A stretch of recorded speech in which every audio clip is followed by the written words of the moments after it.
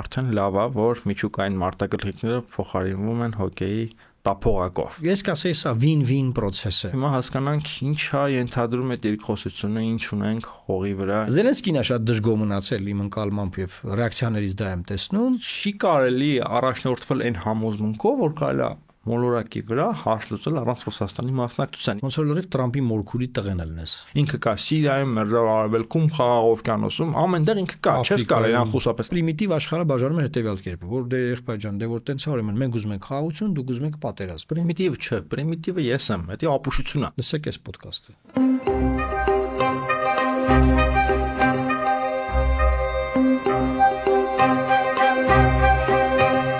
Ընկերներ, ողջույն, պլատֆորմ ոդքասթը շարունակում է իր աշխատանքը։ Այսօր բավականին հետաքրքիր թեմա ենք քննարկելու։ Պարոն Մարուկյան, մինչև թեմային անցնելը առաջարկենք, որ բաժանորդագրվեն մեր YouTube-ան ալիքին, մեծ դիտողները հավանեն, տարածեն։ Եվ չմոռանանք ասել, որ նաև բաժանորդագրվեն Կարպիս Փաշոյանի YouTube-ի ալիքին։ Մենք էլ ենք մարդ։ Այո, դուք էլ եք։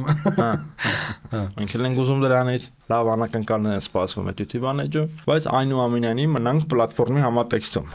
Այո։ Բավականին հետաքրքիր տեղաշարժեր կան Միացյալ Նահանգներ Ռուսաստան փոխհարաբերություններում, տեղի ունեցավ ի վերջո Թրամփ-Պուտին հեռախոսազրույցը, ինչ որ պայմանավորվածություններ եղան եւ ամենաուշագրավ պայմանավորվածություններից մեկը այն էր, որ պետքա հոկեյ խաղան։ Այսինքն, ինչպես Facebook-յան ընկերներից Սաշա Ասատրյանն էր ձևակերպել, արդեն լավ է, որ միջուկային մարտագլխիկները փոխարինվում են հոկեյի տափողակով։ Շատ բանի մասին է խոսում ու հրաշալի է։ Ճիշտ է, հիմա շատ-շատերը սկսել են անլուրջ վերաբերվել միջուկային սպառնալիքին, բայց այդ սպառնալիքը շարունակում է մնալ եւ բոլորովին վերջերս մենք շատ մոտ էինք այդ սպառնալիքին, բիսի բախման, որը կարող է աղետով ավարտվել, համամոլորակային աղետով, ինչևիցե արդեն իսկ լավ է, որ կա երկխոսություն եւ հիմա հասկանանք ինչա ենթադրում է երկխոսությունը, ինչ ունենք հողի վրա, ինչ պայմանավորվածություններ կան, խնդրեմ, պարոն Մարուկյան։ Գիտես, տարբեր արձագանքներ ունենք, դե արդեն օր ու կես անցել է։ Օր ու կես մենք սպասել ենք, որ արձագանքները լինեն, հասկանանք թե ինչպես են արձագանքում պայմանավորվածություններին։ Ամենակարևոր պայմանավորվածությունը, որ նահանգները ներկայացնում է, դա այն է, որ պայմանավորվել են, որ 30 օր չեն լինի հարվածներ էներգոռեսուրսներին, այսինքն չգիտեմ, ցանցերին, ինչ Ռուսաստանը ոնց որ արդեն խախտել է տարբեր ինչ որ էներգո կենտրոններին, որտեղից որ սնուցվում է ուկրաինական տնտեսությունը, բնակչությունը, զինված ուժերը եւ նաեւ վստահաբար նաեւ Ռուսաստանի կողմից, որտեղ դուք գիտեք, որ նավթավերամշակման տարբեր կոմբինատներ, տարբեր ռեզերվուարներ, տարբեր բաներ հարվածների են ենթարկվել այս ընթացքում անօթաչո թռչող սարքերով, բայց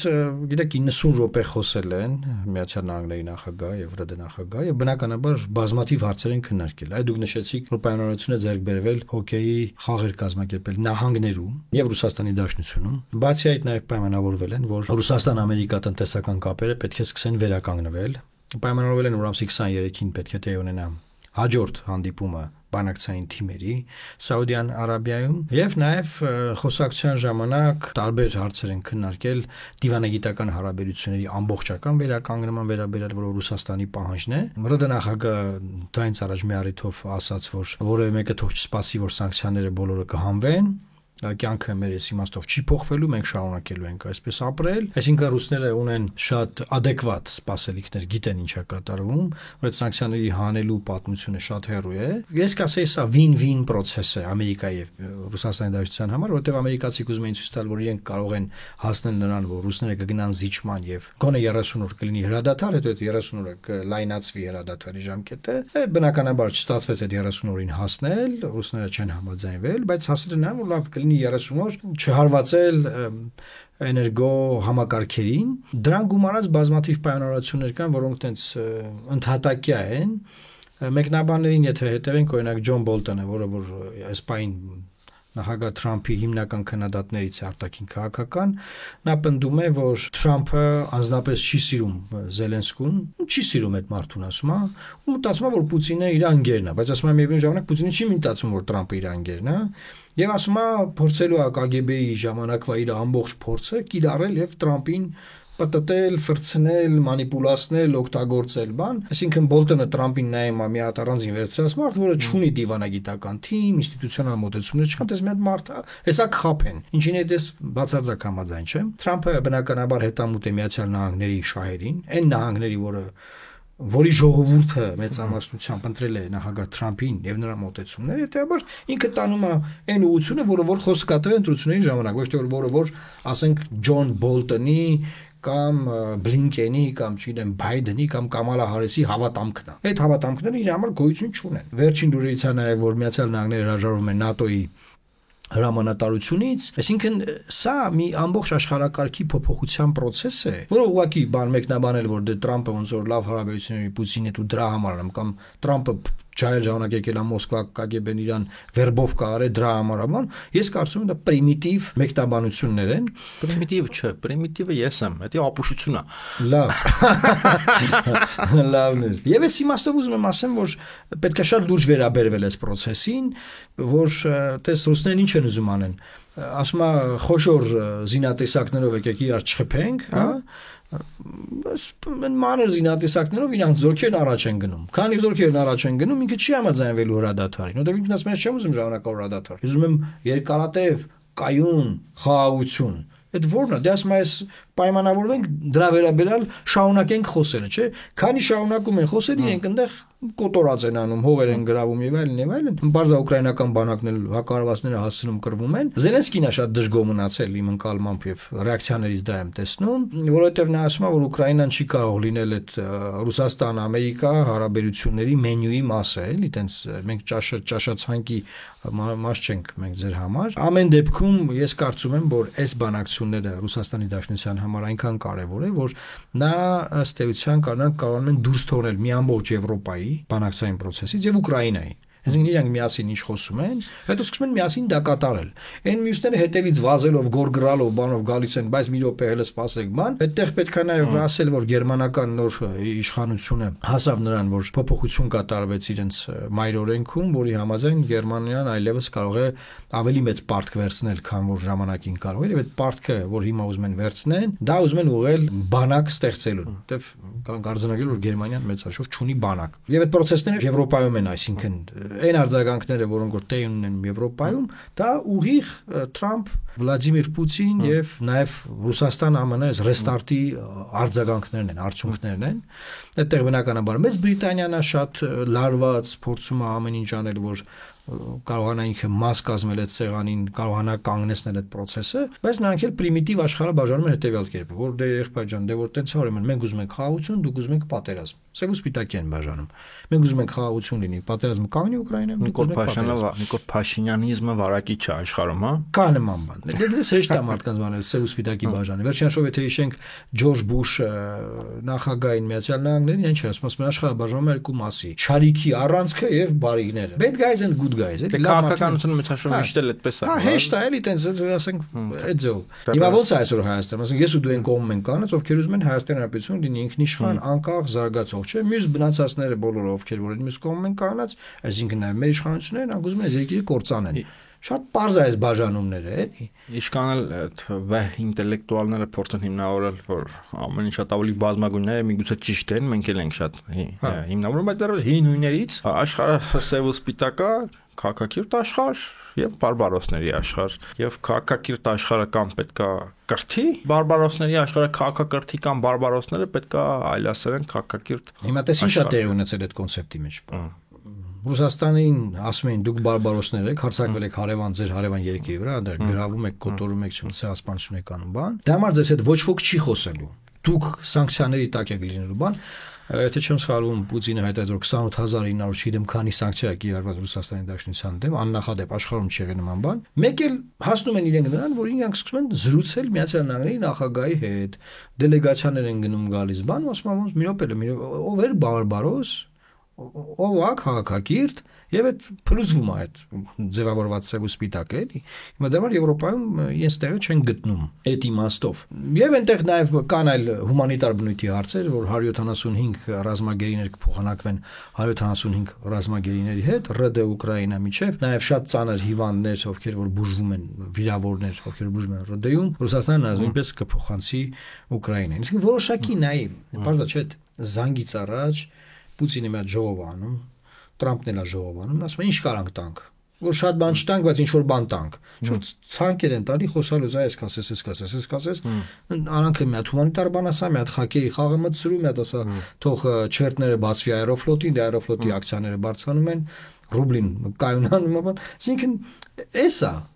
որ մեր ժողովուրդը ուզում է հասկանա եւ այդ բանի մեր այսպես կոչված էքսպերտների պրիզմաներով ասում դիտարկել, մեկ ասում է դե Տրամպը բեդովլատ հայ սա իրան կաղանեն, այն մեկն ասում է կխփեն, այն մյուսն ասում է Ջորջ ջան, էս լսե։ Այդ լսեք էս ոդկասթը։ Այդ պալատի ժողովրդին, հայտնի պալատի ժողովրդին մի պա դնենք մի կողմ եւ գանք ճիշտ պալատ։ Հիվանդանոցը։ Սա ուղղակի սխալը հաջորդել է սխալին։ Ես չեմ ուզում նորից խորանալ ուկրաինական հակամարտության պատմության մեջ, բայց այնուամենայնիվ չէր կարելի ստեղծել մի իրավիճակ, որ դա այդ ամենակտրուկ վիճակին հասներ, որ Ռուսաստանը ներխուժեր, լիներ պատերազմ եւ հետո տպավորություն ստեղծել, թե մոլորակի վրա կարելի է հարց լուծել առանց Ռուսաստանի։ Ոնց որ լրիվ Տրամպի մորքուրի տղեն ելնես։ Տրամպը ամեն երկրորդ բառը ասելուց ասում է, որ ես լնեի նախագահ, այս կռիվը չեսցվի։ Ես լնեի նախագահ թույլ չի։ Ես վստահ եմ, որ կարող է այդ կռիվը չներ, բայց այնուամենայնիվ լավ պատերազմը սկսեց, բայց չի կարելի առաջնորդվել այն համոզմունքով, որ կարելի է մոլորակի վրա հարց լուծել առանց Ռուսաստանի մասնակցության եւ ԱՄՆ Ռուսաստան երկխոսությունը նաեւ թելադրվում է այդ ճշմարտությունից։ Բայց Հայաստանում մեդիաներ կան, որ ամեն օրվա լուրերի գլխագիրը այնա, որ Ռուսաստանը կործանվում է, կծծվում է, կտրտում են ու իրանք հետ այնց ֆրոնտից են, էլի, ֆրոնտում են։ Պարոն Մարուկյան, ունենք վեր բարձրացող տերություն, որը ճիշտ է խորհրդային միության պես դեռևս համամոլորակային չի, բայց լուրջ հայտ է ներկայացրել։ Ինքը կա ամենտեղ, ինքը ներգրաված է մոլորակի տարատեսակ հարցերում, հակամարտություններում, տնտեսական համակարգերում եւ այլն, եւ առանց Ռուսաստանի, առանց Չինաստանի, առանց Հնդկաստանի չես կարող հարց լուծել, առանց Բրազիլիայի եւ այլն, այսինքն չի լինի, չես կարող խուսափես, ինքը կա Լիբիայում, ինքը կա Միջերկրական ծովում, ինքը կա Սերտ ծովում, ինքը կա Սիրիայում, Մերձավոր Արևելքում, Խաղաղ օվկիանոսում, ամենտեղ ինքը կա, չես կարող իրան խուսափես Աֆրիկայում, Արկտիկայում։ Արկտիկայում զատո հիմա Ամերիկայի հետ նաև ուզում են ծրագրեր անեն։ Դե հիմա Թրամփին չէ ուզում գրել այնձան վերջնի, որ զսպի Ռուսաստանի էքսպանսիան Արկտիկայում, Ռուսաստանը լուրջ քայլեր է իրականացնում այդ հատվածում եւ դա մոլորակի ամենակարևոր հատվածներից մեկն է, թե ոչ ամենակարևորը ռեսուրսների առումով այս բայդությամբ։ Այնպես որ իմ կարծիքով Թրամփը մեծագույն լավություն է անում Ուկրաինային, որովհետեւ Ռուսաստանին միջևեր ծնկի բերելու բայդենյան քաղաքականությունը հանգեցնելու էր նրան, որ դեմոկրատները նորից անելու են նույն բանը, նորից գնալու են Ռուսաստանի հետ երկխոսության, բայց մի քանի տարի հետո երբ արդեն Ուկրաինայից ոչինչ չէր մնա։ Այսինքն Թրամփը դա անում է ավելի շուտ եւ Ուկրաինայից մնում է շատ մեծ ազդեցիկ կտոր, որից Պուտինը ունի մտավախություններ։ Դրա համար էլ Ռուսաստանի պատմությունից դասեր քաղելով անպայման ուզում է թուղթ ստանա, որտեղ հստակ ամեն ինչ ձևակերպված է։ Ինչ սխալն է նկատի ունեմ։ Ռուսաստանի նախագահը սրա մասին շատ է խոսել, երբ որ Գորբաչովին բանավոր խոստումներ էին տալիս, որ ՆԱՏՕ-ն դեպի Արևելյան Եվրոպա չի ընդարձակվի, իր ռազմական ստրուկտուրաները չի մոտեցնի Ռուսաստանի սահմաններին, բանավոր խոստում են տվել։ Եվ Գորբաչովը դրանց հավատացել է, ինչը Ռուսաստանի նախագահի կողմից, Պուտինի կողմից բազմիցս քննադատվել է, որովհետև փաստորեն ըստ Պուտինի Գորբաչովին խաբել են, բանավոր խոստում են տվել, հետո ՆԱՏՕ-ն աստիճանաբար եկել հասել է Ռուսաստանի սահմաններին, ինչը բնականաբար ինչքան էլ մերոնք չուզենան հասկանալ, ուկրաինացիները չուզենան հասկանալ, Ռուսաստանի համար խնդիր է, երբ որ ՆԱՏՕ-ի ենթակառուցվածքները մոտենում են իր սահմաններին եւ հատկապես կարող է հայտնվել այնպիսի ռազմավարական կետում, ինչպիսին է Ռուսաստանը։ Այսպես դրա համար Ռուսաստանը անդադ պնդում է, որ չէ, բանավոր պայմանավորվածություններ չենք ուզում։ Ուզում ենք կոնկրետ թուղթ, կոնկրետ պայմանավորվածություններ, ուզում ենք կոնկրետ խաղի կանոններ, որովհետեւ այդ Ուկրաինային պետք չի թերագնահատել, գործ ունենք մի ուժի հետ, որը մոբիլիզացնելով հսկայական ռեսուրսներ, եվրոպական, ամերիկյան կարող է նորից լուրջ խնդիր դառնալ Ռուսաստանի համար, հրահարվի երկրորդ ռուս-ուկրաինական պատերազմը, հետո նաև երրորդ ռուս-ուկրաինական պատերազմը, եւ դա Ռուսաստանի համար կարող լինի լրջագույն խնդիր, հատկապես որ Ուկրաինան արդեն Սլովակիա չի, Չեխիա չի, ունի պատերազմելու փորձառություն, դա ամենակարևոր բանն է, իրանք արդեն գիտեն ինչա պատերազմը, գիտեն ինչպես պատերազմել, ունեն մարտունակ բանակ, ունեն առաջնակարգ զինտեխնիկա եւ ամենակարևորը ունեն մարդիկ, ովքեր որ կարողանում են այդ տեխնիկայից օգտվել։ Դրա համար ռուսները ունեն լուրջ մտավախություններ եւ իսկապես արդարացված են այդ մտավախությունները, դրա համար անդադ իրանք այնպես բանավոր պայմանավորվածություններ, այս կողմ չեն ուզում։ Հա, հոգեք խաղան, ամեն ինչ կանենք, խոսանք, ժպտան, բայց նաև Ռուսաստանի հետ կապված մի հատ ուրիշ միֆ էլ կա, որ անդադ Ռուսաստանին ասում տապոր է դա էլի, չեն հասկանում բան, բայց իրականում ռուսները շատ ունեն հնարամիտ ստեղծարար դիվանագիտություն։ Մեծ հաշվով հենց ռուսները անգլիացիների, ֆրանսիացիների եւ եվրոպական մյուս տերությունների հետ միջազգային կարգի հեղինակներից ստեղծողներն են դեռևս 18-րդ դարից սկսած։ Այսինքն ինչպես չեն կարա չէ միամիտ դե ինչպես Նապոլեոնն է իրենց ասել խորամանկ բյուզանդացիներ են որոնք շատ հմուտ դիվանագետներ են ինչպես նաև թուրքերն են հմուտ դիվանագետներ եւ շատ լավ իրենց շահերը հասկանում են եւ շատ լավ կարող են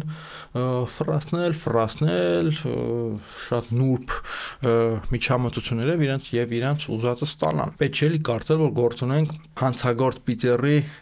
հանցագործ խաղիկաններով առաջնորդվող տապորի հետ, ինչպես շատերը այդտեղ միամտաբար կարծում են, դա բնականաբար ամերիկացիներն էլ միամիտ չեն, ամերիկացիներն շատ լավ հասկանում են թե ինչի են գնում եւ տխմարություն է էլի կարծել, որ բանը Թրամփը այդպես գժի մեկնա եկել է ու շեղում է ամերիկյան երազանքից, այդպես չի։ Թրամփը արտահայտում է այն ինչ որ տարիներ, տասնամյակներ շարունակ կուտակվել է նաև ամերիկյան մտքի մեջ, քաղաքական եւ քաղաքագիտական մտքի մեջ Գրենլանդիան նորություն չի, Պանաման նորություն չի։ Եվրոպայում այս կամ այն կերպ Ամերիկայի ներգրավվածությունը նա իր առաջին ժամկետի ժամանակ է դեռ ասել, նորություն չենք պաշտպանելու ձեզ, չենք ֆինանսավորելու։ Այս մտքերը գեներացված են եղել նաև Թրամփից շատ առաջ։ Եվ եղել են, եւ այնպես չի, էլի որ Թրամփը ինչ որ մատ անոմալիա է ամերիկյան քաղաքական ավանդույթի մեջ Թրամփը անոմալիա չի եւ ինքը տրամաբանական շղթայի մի մասն է ու արտահայտիչն է այն ինչ որ նրա ինչ որ գեներացվել է տարիներ եւ տասնամյակներ շարունակ, այսինքն պատահականություն չի եւ այն ինչ որ այդ գեներացվածը շատ լավ պատկերացում է տալիս թե ինչ արդյունքներ են ակնկալվում, այսպես ասենք։ Այնտեղ նաեւ հետարքիր բան ասաց Թրամփը իր հարցազրույցում, որ շուրջ 2000 հոգի ուկրաինացի զինվորներ Կուրսկի շրջանում արգելափակված են, շրջապատված են եւ կարող է ամենամեծ կոտորածը լինել եւ այլն եւ հիմա ռուսները հայտարարում են որ եթե նրանք կհանձնվեն, մենք նրանց կյանքը կխնայենք, եթե չէ, դե կոտորելու ենք։ Ուկրաինան հերքում ասում է որևէ մեկը այնտեղ շրջապատված չի, հեսա կտեսնենք, մենք ձեզ ինչ կանենք, այսինքն նաև միաժամանակ այդ հարթության, այդ հորիզոնական մակարդակում նաև այդ բանավեճն է գնում, ով է շրջապատված, ով չի շրջապատված, ում գործերն է լավ, ում գործերն է վատ, բայց այդ արքի ինչն է որ Բոլտոնը ասում է, որ Պուտինը հիմա շատ ավելի ինքնավստահ են զգում, որտեղ մեկուսացումից դուրս է եկել։ Միացյալ Նահանգների նախագահի հետ խոսում է, դիվանագիտական թիմերը բանակցում են, ամբողջ Եվրոպային, Ուկրաինային գցել է հետևը եւ չկան այդ բանակցային սեղանին մասնակից չեն, եւ դրան գումարած նաեւ տնտեսական որոշակի հնարավորություններ է ստանում։ Մի բան էլ ստեղ ասեմ, կներեք, որ կընտրեմ։ Թափնում դες, էլի մեր քաղաքագիտական, փորձագիտական միտքը չի ուզում սա հասկանալ եւ խոստովանել Պուտինի եվրոպական կատեգորիայի գործիչ է եւ Պուտինի համար շատ կարեւոր է որ արևմուտքում իրեն նկատեն, հարգեն եւ ընդունեն։ Այսինքն պետք չի կարծել որ Պուտինի համար դա կարեւոր չի եւ միշտ է կարեւոր եղել, միշտ կարեւորվել է երկխոսությունը արևմուտքի եվրոպական երկրների հետ, Միացյալ Նահանգների հետ, միշտ դա ձգտել է, միշտ դա իր համար դա բարդույթ է եղել։ Ինչպես որ ինքը առաջին ժամկետում բավականին արևմտամետ հայացքներ ուներ։ Նաև տեղելա որ ուզում ենք մենք ենք ուզում ՆԱՏՕ-ին միանալ, մեզ ինտեգրվեք, Ռուսաստանի Դաշնությունը Եվրոպայի խորհրդի անդամ էր, Ռուսաստան Եվրոպական միություն բարձր խորհուրդ ուզում էր ընկերություն անել Բուշի հետ, իր համար հեղինակավոր գործիչներ համարում է Ֆրանսիայի նախագահ Ժակ Շիրակին, Գերմանիայի կանցլեր ասեցին ումից բան կուզեի սովորես։ Հիմա դուրս է գալիս որ Հելմուտ Կոլին մեզ հիմա կմեղադրեն որ մենք իրան նկարագրում ենք որ մի բարի մարդ է, նա ուզում էր առաջնորդվել ժողովրդավարության եւ մարդու իրավունքների չափանիշներով, այդ ճանապարհով գնում էր եւ այս արևմուտքը նրան հետ մղեց զուտ այն պատճառով որ խափեցին եւ ՆԱՏՕ-ն սկսեց ընդլայնվել դեպի Ռուսաստանի սահմաններ։ Ամեն ինչ այդքան պարշի։ Այսինքն պետք է հաշվի առնել որ Ռուսաստանի Դաշնությունը ոտքի կանգնեց, ամբիցիաները մեծացան, հասկացավ որ պետք է ինքը ունենա սեղանի վրա իր տեղը եւ սեղանի շուրջ իր տեղը եւ իր կարծիքը, եւ այդ Մյունխենի կոնֆերանսի ժամանակ ես օրինակ մի անգամ ասացի որ Մյունխենի կոնֆերանսում երկու հատ ֆունդամենտալ բան եղել, մեկը Պուտինի ելույթներ, որը դից սկսվում է, մենք մյուսը JD Vance-ը, հա, մյուսը այս տարվա JD Vance-ի ելույթն է, որը դից էլ սկսվում է, ասենք Ամերիկայի դուրսբերումը Եվրոպայից, այդ ամերիկյան հովանոցը, էլի այդ պաշտպանական։ Հա, ինչ ենք ասում որ Պուտինի համար շատ կարևոր է երկխոսությունը արևմուտքի հետ։ Մստայ, ու նրանք որ իրանց ասում են, ասում ենք պատրաստ ենք հիմա այլ խոսել Մակրոնի հետ, չի դեմում, ում եք ուզում, որը այդ պատրաստ ենք խոսել։ Մի բան էլ ասեմ, պայմաններ ունենք։ Երբ որ խոսում ենք հիմա կարողալի մարդկանց մոտ տպավորություն ստեղծվի թե Ռուսաստանին գովում ենք, չէ, Ռուսաստանը իսկ գովալը ամոթ է Ռուսաստանը։ Չէ, ամոթ չի, բայց ես մոտ հետաքրքիր միտք է գեներացվել։ Անդադ հարմար պայ է մտածում որ այս միտքը ասի, չկար հիմա, հազիվ ընձեռվել է։ Այս ոդկասթը ամենահարմար պայն է ստեղծում ձեր պլատֆորմի հարթակում այս միտքը ասում եմ, եկա Ռուսաստանը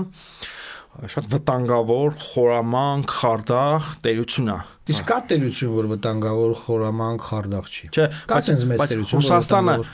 բոլոր իր բացասական հատկությունները սովորել է արևմտյան տերություններից։ Չէ, լավ է դե թողենք մի կողմ, բայց ասենք չի սովորել ինքը տենց է։ Ախր հարցը գիտես որն է, որ մեր այդ քո ասածը ասած պրիմիտիվ են, չէ՞, մտածում են որ կան բարի տերություններ ու չար տերություն։ Չկա։ Մի անգամ նախագահ Թրամփին լրագրողը հարցեց, ասեց Պուտինը մարդասպան է, Թրամփը ասեց իսկ ով չի մարդասպան։ Այնքան մենք ինչքան մարդ ենք սպանել։ Ու նկատի ունի, եթե ԱՄՆ նախագահներին էլի հերթով Բուշը մարդասպան է։ Ցանկացած երկրի ղեկավար, որ երկրի պետության ղեկավար, այդ պետությունը որևէ կոնֆլիկտում ներգրավված է, կարած այդ մարդուն ասես ինքը մարդասպան է։ Ինչ որ մեկին իր համար է տվել գնացել ինչ որ բան են արել, ինչ որ օպերացիա են արել, դե մարդազով է, մարդ են սպանել։ Այսինքն պրիմիտիվ, հասկանում եք, այդ պրիմիտիվ բանը, որ ինչ որ երկրի ղեկավար մարդասպան է, դա ասենք ինչ դա աբսուրդ բան է, այսինքն մարդասպան ասում ինչ նկատի ունեն, կենցաղային հողի վրա ինչ որ մեկին կրակում կամ դանակով ովքեր որ ասում են Պուտինը մարդասպան է, թվում է այդ իրենց ցիելի Հռոմի ստատուտի հետքերով գնան ու տեսնեն թե Միացյալ Նահանգների դեմ ինչ գործեր կան հարուցված եւ նաեւ հասկանան թե ինչի Միացյալ Նահանգների դատարանի անդամ չի, մա տեսնեն են գործերը, երբ որ Միացյալ Նահանգները ռմբակոծում էր Աֆղանստանում բժշկական կազմակերպությունը, այսինքն բոլորն են մարդասպան, բոլորին կարաս ասես մարդասպան։ Ապրես, հետ է ուզում ասեմ, դա համար շատ կարևոր բան կա, ասում այդ Հռոմի դատարանը ստեղծված է աֆրիկյան երկրների համար։ Կա տենց կարծիք կա միջազգայինորեն տարածված, ես դե միջազգային իրավունք եմ սովորել Միացյալ Նահանգներում, ասում են ինչի, բայց ախր չէ որ արդարությունը միջազգային չափանիշները մարդու են, ասում են եղբայր ջան, դե տենց տեսել եք որ մի հատ որևէ արևմտյան երկրի առաջնորդի բռնեն դատ են իրանք, չէ, դե ստեղծել են այդ աֆրիկյան երկրներն բանը որ ցեղասպանության кейսեր ա եղել բան, հայ դա հիմա վերջին շրջանում դե Ուկրաինայի դեպքերով գործը հարուցվեց, չգիտեմ, կալանավորման որոշում ընդունվեց ՌԴ նախագահի, մեկ էլ ինչ տեղի ունեցավ, այդ նույն դատախազները նաև կալանավորման որոշում հրապարակեցին Իսրայելի վարչապետի եւ պաշտպանության նախարարի նկատմամբ։ Ուտեղ ինչ եղավ։ Միացյալ Նահանգներն ասավ, լսեք, նենց կվերացնենք այդ դատարանը, նենց սանկցիաներ կկիրառենք, այն օրը կգցենք, որ դուք այդ եմ ասում, այսինքն ու այդտեղ այն լեգիտիմությունը որ մտածես բաներ ձևավորել որ վայ բանը այս դատարանը Պուտինին հետապնդող դատարանը հենց այդ սկսեց հետապնդել Նատանյահուին փլուզվեց այդ ամբողջը այսինքն այնպես չի որ Ռուսաստանը վատնա Ֆրանսիան լավն է կամ հակառակը Ռուսաստանը լիշկան այլասերված մանկա սովորել է Ֆրանսիայից հարց չկա դու կարաս պատմության բանով բայց ամեն մի գերտերություն ունի իր շահերը իր մեթոդները իր ձևերը աշխատելու իր շահերը առաջ մղելու համար եւ դնել որևէ գերտերության ղեկավարի կամ ասենք Բուշը մարդասպան է Օբաման մարդասպան է Օբամայի հրամանով չեն գնացել օպերացիաներ արել չգիտեմ ինչեւ Բեն Լադեն դա այնցեն են կողմ այդ մենք բնականաբար մենք նաև փորձում ենք կրթել մեր գիտելիքը փոխանցել մենք էլ ենք ինքներս ամեն օր կրթվում Եվ սա շատ կարևոր է, որ մարդիկ այդ դատողություններով չդիտարկեն որևէ երկրի ղեկավարի, էլի, որևէ երկրի ղեկավարի։ Նույն հաջողությամբ, ասենք, մենք էլ ազատագրական պայքար ենք ունեցել։ Մեր վրա հարձակվել են, ագրեսիա եղել, մենք պաշտպանվել ենք։ Նկատում Հայաստանի Հանրապետությունը, Լեռնային Ղարաբաղը, պիղծ բան ասեմ։ Խնդրեմ։ Նիկոլ Փաշինյանը մարդաց բան է։ Ինչի։ Ասում ցանկացած երկրի ղեկավար, որը որևէ ձևի պատերազմի մեջ engagement ա ունեցել, կարաս ասես մարդաց բան է։ Գանջայում եւ Բարդայում մեր զորքերը ռմբակոծել են, թե չէ։ Խաղաղ բնակիչներ են մեռել, չէ։ Հիմա այնտեղ քննություն է գնում բանում Ադրբեջանում եւ Բաքվի դատարանում մեր ռազմագերիները ցուցմունքներ են տալիս դրա վերաբերյալ։ Նիկոլ Փաշինյանի հրամանով է։ Հիմա Նիկոլ Փաշինյանը մարդաց բան է, թե չէ։ Եղբայր լավ ուրս հասե Բարդա կամ Ջաբրայել։ Պատերազմա չէ, պատերազմի ժամանակ զորքերին հրամանես տալի, որ գնացեք, կոտորեք, իմ հողին հավասարացրեք, մեր պետության շահերը պաշտպանեք։ Բարձր վերջ դա է։ Ինչը օքեյ է։ Հիմա գնացինք աբսուրդ։ Հա, դրա համար եմ ասում, որ տես ասինքն այսպես ասած այդ բան լրագրող էր էլի, այդպես Տրամպին ուզում էր այդպես գցի մի հատ նեղի մեջ էլի, որպես դու ոնց իր այդ խոսասին կմարտասպանաման, դեռ չէր բանը նախընտրական քարոզության ժամանակ էր։ Այս հարցազրույցը դեռ նա չէր վերընտրվել։ Բայց հետ գանք թեմային, ինչ ազդեցություն կունենա ըստ էության այս խոսակցությունը։ Իմ կանխատեսումը հետեւյալն է, որ պատերազմի վերջնական ավարտը շատ հեռու է։ Եվ Ռուսաստանը փորձելու է այս երկար բարակ խոսալով բանանելով հողի վրա անընդհատ իրավիճակը փոխել եւ փաստի առաջ կանգնացնել։ Այս նույն բանը հասկանում է նաեւ Թրամփը։ Եվ իրենք ինչ են ասում, իրենք ասում են լավ են օգնությունները դադարեցել էին, կարող են էլի բացել են, Ուկրաինային էլի օգնում են, էլի զենք են տալ էլի բան, բայց հարցն այն է, որ Ուկրաինայի վիճակը գնալով ավելի է վատթարանում եւ նրանց է օր առաջ պետք պատերազմը կանգնեցնել։ Բայց այստեղ շատ կարևոր բան կա։ Ուկրաինական պետական շահերը եւ Ուկրաինայի գործող իշխանությունը բնականաբար միշտ չէ կարող համահունչ լինեն մեր տեսանկյունից, որովհետեւ այդ իշխանությունը ուզում է ինքը շարունակի մնալ եւ պետական շահերը համընկնեցնել իր հետ, որ դե եթե պատերազմը կանգնի, ինձ փոխելու են։ Այդ հարցը նաեւ քննարկվում է։ Պետք է Զելենսկին փոխվի, տեղեկություն հրապարակել, որ Միացյալ Նահանգների ադմինիստրացիան սկսել շփվել Տիմոշենկոյի հետ, որպես դրան փոխարինողի Եվ այլն, այսինքն process-ներ են գնում եւ հետեաբար կարող է որ այդ գործող իշխանությունն էլ ամեն ինչ անի որ պատերազմը չկանգնի, բա ինչ պետք է լինի։ Այսինքն ես տեսնում եմ որ ձգվելու է դա։ Ռուսները երկար խոսալու են, հողի վրա փորձել են իրավիճակը փոխել, փաստի առաջ կանգնացնել, ասել մենք արդեն հասել ենք, չգիտեմ ուր ինչ անենք։ Բա մի մարդիկ են զոհվել, առնաթափվում։ Ուկրաինայի մասին մեր նախորդ եթերի միտքը հաստատվում է, որ պետք չի այնուամենայնիվ վարտագույն աչքերով նայել եւ կարծել թե ամեն ինչ այդքան հեշտ է, չի կարող հեշտ լինել։ Առնվազն ակնհայտ է, որ այս կոնֆլիկտը հեշտ չի լուծվելու։ Նաև ուրիշ բան կա,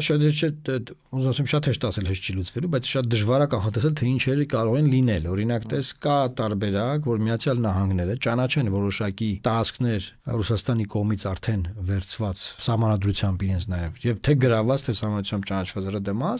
ՌԴՄԱՍ որ նրանք այնտեղ կանեն եւ Բոլտոնն ասում էր որ եթե հանկարծ Ամերիկան ճանաչի Ղրիմը Ռուսաստանի մաս դժոխքի դարպասները բացվում են դա գիտես ինչ կլինի բան եւ ասում որովհետեւ ասում եթե Ղրիմը մնա ռուսներին տեսել ուր ասում չի ասում է Դոնբասում ասում Ղրիմը եթե մնա ռուսներին ասում Պուտինն էլին մի քանի տարի հետո էլի կհարցակվի Ուկրաինայի վրա եւ ասում ուկրաինացիք դա հասկանում են դա ման երաշխիքներ ուզում ու նաեւ Ղրիմն են հետ ուզում որ այդ հարցակման հնարավորությունը սահմանափակվի այս ուրիշ մի բան էլ կա եթե հանկարծ այդպեսի ճանաչում լինի պարոն Մարուկյան նշանակում է աշխարհում այլևս տարածքային ամբողջականությունը սուրբ կով չի եւ տարածք օկուպացնելը նորմալ փորձառություն է։ Այսինքն եթե Ռուսաստանին կարելի է, մնացած երկրներն էլ կարող են կարծել, որ իրենց կարելի է այդ թվում նաեւ Ադրբեջանը։ Շատ կարեւոր է այդտեղ, որովհետեւ Ռուսաստանը ինչ աշխարհակարգի փլուզում կոչվում։ Շատ լավ, բայց Ռուսաստանը ինչ որ անում է, դրա տակ բերում է ինչ որ թղթեր։ Այ այդ աշխարհակարգի փլուզումը էլի առանց թղթերի չի լինում։ Միշտ ինչ որ թղթեր կա, ինչ որ թղթեր են բերում, որ այս պատմականորեն մեր ինչ գիտեմ, այսով եկավ ստե, դուք գնացիք ընդ, մենք էս ձեզ տվեցինք սրա դիմաց, բայց այ դուք էսի խախտեցիք։ Այդ թղթեր կան անընդհատ եւ Թրամփը մտել է այդ տրամաբանության մեջ։ Ասում է Պանամայի կանալ այդ ջրանցքը, չէ՞, տրվել է Պանամային, պայմաններ կա, ասում որ այն ժամանակ տվել են ձեզ։ Այդ պայմանները խախտվել են։ Այդ պայմանները խախտվել են, մենք կանք վերանայենք այդ ամեն ինչը։ Պուտինը ինչ էր ասում այս սաղ ընթացքում այդ հիշի այդ ելույթը որ ասավ այդ հատուկ ոնց է կոչվում այդ SVO-ն Հատուկ ռազմական գործողություն։ Հա, հատուկ ռազմական գործողություն սկսում, ինչպես հասավ Լենինին, ասենք, այդ իր ելույթը, որ Լենինը բան չէ։ Դեռևս հին աշխարհից սկսած կամ Տակեր Կարլսոնի արծարծությունը, ինչպես որ ինչ որ մի 40 րոպե պատմել կնյազ Վլադիմիրը որտեղից եկավ, որ չկա մարդկության պատմության մեջ մի կոնֆլիկտ, մի գործողություն կամ մի պատերազմ, որը չի հիմնավորվել դեռևս հին աշխարհի ժամանակներից սկսած։ Միշտ ինչ որ հիմնավորում տալիս են, բայց այնուամենայնիվ երկրորդ աշխարհամարտից հետո ստեղծվել էր այնպիսի մի աշխարհ, իդեալական աշխարհ չէ, թերություններով եւ այլն, չէ, այնտեղ հայտնի միտքը կա, որ ՄԱԿ-ը նրա համար չի, որ աշխարհը դրախտ սարքի, դարձնի, ՄԱԿ-ը նրա համար է, որ աշխարհը չդառնա դժոխք։ Երրորդ համաշխարհային թույլ չտա։ Հա, այսինքն ստեղծվել էր մի աշխարհ, որը այնուամենայնիվ որևէ հիմնավորում, որևէ արդարացում, որևէ պատրվակ չէր ընկալում տարածքային ամբողջականության խաթարման պարագայում, այսինքն չէր ընկալում օկուպացիա։ Այո։ Երևույթը դրա համար, այսինքն կան գործիչներ, որոնք շատ ամենադաժան պատիժն են կրել, օրինակ Սադամ Հուսեյնը, Քուվեյթը օկուպացնելու համար եւ այլն եւ այլն։ Բայց հիմա փաստորեն դա փլուզվում է։ Երկրորդ աշխարհամարտից հետո ինչ որ ձևավորվել էր եւ փլուզվում է նոր կանոններ։ Այսինքն պատրվակները այլևս դառնում են ընկալել է։ Պատրվակները դառնում են։ Բայց ես վստահ եմ, որ եվրոպացիները երբեք օրինակ Ղրիմի անեքսիան չեն ընդունի։ Ես չեմ ասում թե Ամերիկան կընդունի, ես ասում եմ հարցա քննարկվում նման, որ այդ Ղրիմի անեքսիայի հարցը եւ նաեւ այլ այն մյուս տարածքները, որոնք որ համարությամբ ճանաչվել են ՌԴ համարությամբ, դրանք կարող են բանակցային սեղանի վրա դրվել։ Դա հետ կապված մի բան ասեմ։ Օրինակ Միացյալ Նահանգները ուղղակի չընդունելով այդ անեքսիան կամ տարածքային փոփոխությունները կարող է ժամանակավոր մոռացության մատնել եւ Ռուսաստանը հետ մտնել արդյունավետ, էֆեկտիվ երկխոսության մեջ, այդպիսի օրինակ մենք ունենք, իրենք միջև վերջ մի քանի տասնամյակ օկուպացված էին համարում մերձբալթյան երկրները, այսինքն մինչև վերջ չէին ընդունում այդ երկրների խորհրդայնացումը, բայց այնուամենայնիվ դա չէր խանգարում, որ իրանք համագործակցեն սովետների հետ, աշխատեն նրանց հետ, պայմանագրեր ստորագրեն, թղթեր ստորագրեն, բայց այնուամենայնիվ մինչև վերջ իրանք չէին ընդունում մերձբալթյան երկրների օկուպացիան, ինչը տեղի էր ունեցել դեռևս։ Ես էլ եմ կարծում, որ Եվրոպան ու Միացյալ Նահանգներն էլ չեմ կարծում, որ կարող խոսան այդ թեմա, բայց չեմ կարծում որ կճանաչեն, ասեն ճանաչում ենք, դուք օկուպացրել եք ձեր։ Հասկանում եք, օրինակ ֆրանսիացիները կամ դրանք նայ, այդտեղ շատ կարևոր է սոուսը կարպիս։ Օրինակ Ղրիմի հարցում ինչ են ասում են ինքնավար բան է, մարդիկ հավաքվել ռեֆերենդում են արել, միացել են Ռուսաստանին։ Ինչ եք ուզում։ Ինչ անեքսիա։ Զինված ուժերով հարձակում եղել է, մենք ընդ մարդ սպանել ենք, մենք կռիվ արել ենք։ Այսինքն այդ կանաչ շորերով ինչպես այդ կանաչ շորերով մարդիկ են հայտնվում բան։ Բարձր մեծ հետարքիր ռազմական օպերացիա է եղել այդտեղ։ Բայց վերջին հաշվով ուզում եմ ասել, էլի բերվում են թղթեր, սոուսներ եւ այդ սոուսներն աշխատեցնում են։ Եվ գալով մեզ, միայն մենք ենք աշխարհում, որ մեր ունեցած թղթերից ու մեր ունեցած իրավաքաղաքական հենքից ամեն օր հրաժարվում ենք, մտածելով, որ հրաժարվենք, մեզ կասեն լավ դե, լավ է, դες ջուրն է ձեզ խմեք։ Դե որովհետեւ ես մա ասեմ, էլի, որովհետեւ մենք լուրից լուր ենք ապրում, այսինքն Հայաստանի կառավարությունը առաջնորդվում է մի օրյա տրամաբանությամբ։ Իսկ օրինակ եվրոպացիները sense են նայում, լավ այսօր չի լինի, լավ 20 տարի հետո հետ կբերենք Ղրիմը։ Բայց հասել եվրոպացիներ։ Ալիևի հայրը, իրենց ամբողջ տրամաբանությունն ինչի մեջ էր, որ հա հայերը հիմա այնտեղ ապրում են, մեր հողերն է մեկա դա, մենք պետք է շարունակենք պնդել, որ մեր հողերն է, սաղ աշխարհին կհամոզենք, մի օր կհոզորանանք, կգնանք կգրավենք։ Ինչ արեցին, տենց էլ արեցին։ Հիմա պնդում են, որ Հայաստանն է իրանց հողերը, ճիշտ է հայերը ապրում են այդտեղ, մի օր կհոզորանանք, ասում են գնանք եթե կգրավենք։ Հայաստանի կառավարությունը ուզում ասեմ, պետք է բան ունենալ, էլի տենց ինչ որտեղ ստոպ ունենալ, ինչ որտեղ տենց ողնաշար ունենալ, կարմիր գիծ ունենալ։ Հայաստանի կառավարությունը առաջնորդվում է մեկ օրվա տրամաբանությամբ, այսինքն ամեն օր ինքը աշխատում է այդ մի օրը թույլ չտալ պատերազմ իր օրինակ կամ մի օրվա տրամաբանությամբ, մի շաբաթվա տրամաբանությամբ ինքը հարցեր լուծում, ինքը երկարաժամկետ պլանավորում չի կարողանալ։ Չէ, դե օրինակ հիմա ասում են, որ երկարաժամկետ ենք պլանավորել, օրինակ որ եթե իրական Հայաստանը լինի, ինչպես մի հատ լեգիտիմության թեզ կար։ Այդ թեզը էլ չկա, դե, որովհետև լեգիտիմության թեզի համաձայն մենք կարող ենք մեր հողի վրա ցանկացած զորք բերել, քանի որ համաձայնվել են, որ չենք կարող լեգիտիմության թեզը արդեն հանել է Փաշինյանը։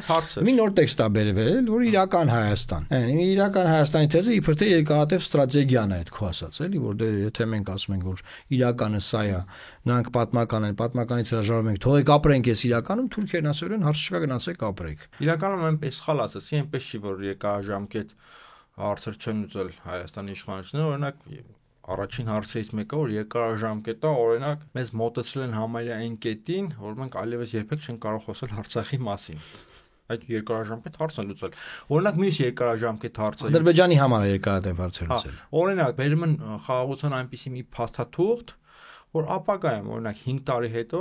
եթե Հայաստանը ինչ-որ իր անվտանգությունից ելնելով ռազմաքաղաքական համագործակցության մեջ մտնի ինչ-որ երկրի հետ, օրինակ Ֆրանսիայի հետ, Ադրբեջանը դա կարող է դիտարկել որպես գործողություն իր դեմ, այսինքն պայմանագրի խախտում։ Երկարաժամկետ հարց են լուծել։ Պայմանագրի խախտում։ Լավ, հետ գանք մեր ռուս-ուկրաինական պատերազմի դաշտ։ Ինչ ես կարծում, վերջին հաշվով հնարավոր է, որ այս process-ը այնքան ձգվի, որ տեւե թեզը կա էլի, որ Միացյալ Նահանգներում տեղի ունենան միջանկյալ ընտրությունները կոնգրեսի եւ սենատի, Թրամփի մեծամասնությունը փլուզվի եւ այնտեղ դեմոկրատները շատ տեղեր վերցնեն եւ գան եւ ռևերս անեն այս սաղ process-ը։ Դա Միացյալ Նահանգները հետաքրքիր պետություն է, նրա այդ իշխանությունների տարանջատման սկզբունքը, դատական համակարգը, օրենսդիր իշխանությունը մի քիչ մեր ընկալումների շրջանակից է դուրս է մեր աշխարհայացքի, որտեղ օրինակ մենք չենք կարող պատկերացնել ինչպես օրինակ դատարանը կարա չեղարկի Միացյալ Նահանգների նախագահի ինչ-որ մի որոշում։ Դա մեր համար խորտ մշակույթ է, բայց Միացյալ Նահանգներում դա կա եւ կարող են այդպիսի փոփոխություններ լինեն, քանի որ այնտեղ, չգիտեմ, դատական իշխանությունը ուրիշ է, օրենսդիր իշխանությունը ուրիշ, նախագահի ինստիտուտն էլ այսինքն այնտեղ հստակ իշխանությունների տարանջատման սկզբունքը կա, բայց ես կարծում եմ որ այն Թրամփը չի կարա Ռոբերտսոնին ասենք SMS գրի, ասի հրաժարական տուր։ Դե հենա, դատարանը բանա USAID-ի հետ կապված որոշումը ոչ միայն, նաև դեպորտացիան է կանգնացրել դատարանը, որոշումով իսկ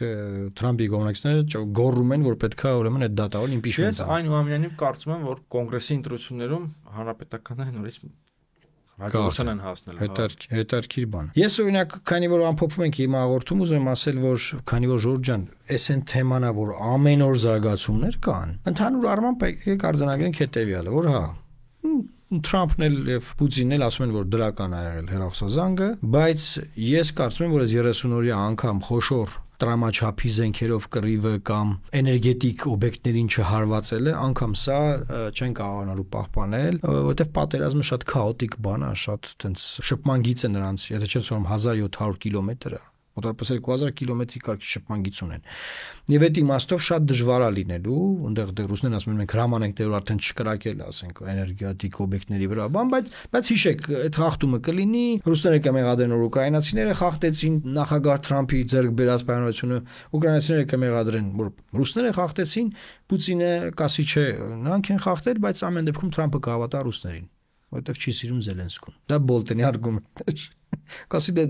բան եմ պայմանավորվում ախպեր խախտում եք դե մի sense կլինի եկավ սպիտակ տանն է տենց իան վատ պահեց այս մոտավորապես Իհարկե այդ միջազգային հարաբերությունները կարող են քաղաքականության մեջ միջազգային քաղաքականության մեջ բայց ինչն է այստեղ խնդիրը որ Զելենսկին արդեն ի սկզբանե եղել է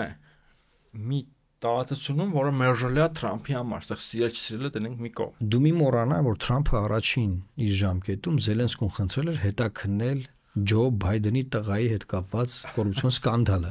Զելենսկին չէր արել։